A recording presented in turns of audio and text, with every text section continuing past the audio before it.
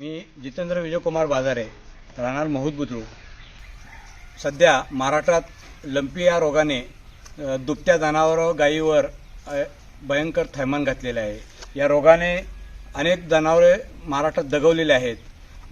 जनावरांचे बाजार, यात्रा, प्रदर्शन, बैलगाडा शर्यती या सर्व महाराष्ट्र शासनाने सध्या बंद केलेले आहेत। याचा सारासार विचार करून मी एक शेतकरी या नात्याने माझ्या मनात एक संकल्पना आली की आपण या गायीसाठी पीपी किट बनवूयात, कारण जेणेकरून ह्या ज्या गायीला लंपीचा प्रादुर्भाव झालेला आहे त्या गायीला डास आणि माशी चावल्यानंतर तो डास माशी इतर गायींना चावल्यास त्या गायीला त्या लंपी रोगाचा प्रादुर्भाव होत आहे, त्याची लागण त्या दुसऱ्या गायीला होत असते। याचा विचार करून मी नॉन ओव्हन फॅब्रिकपासून गायीसाठी पीपी किट निर्माण केले आहे।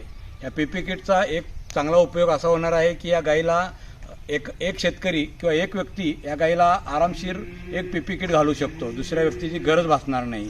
अनेक ठिकाणी या गायीला सुविधा दिलेल्या आहेत, त्या पीपी किटमध्ये सुविधा दिलेल्या आहेत, जेणेकरून एक डॉक्टर चेकिंगला आल्यानंतर ते या गायीला तपासण्यासाठी आपण याच्यासाठी चेन वेलक्रो लावून त्याचे कप्पे केलेले आहेत, जेणेकरून डॉक्टरांना हे तपासणीसाठी सुविधा उपलब्ध केलेली आहे।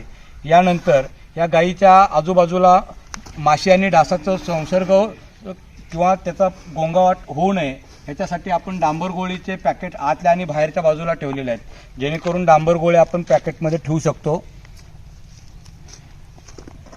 याच्या वासाने या आजूबाजूला माशी, गोमाशी, डास हे फिरकणार नाहीत, यासाठी आपण हे सुविधा ते निर्माण केलेल्या आहेत। याचा उपयोग शेतकऱ्यांना महाराष्ट्र शासनाने करून द्यावा।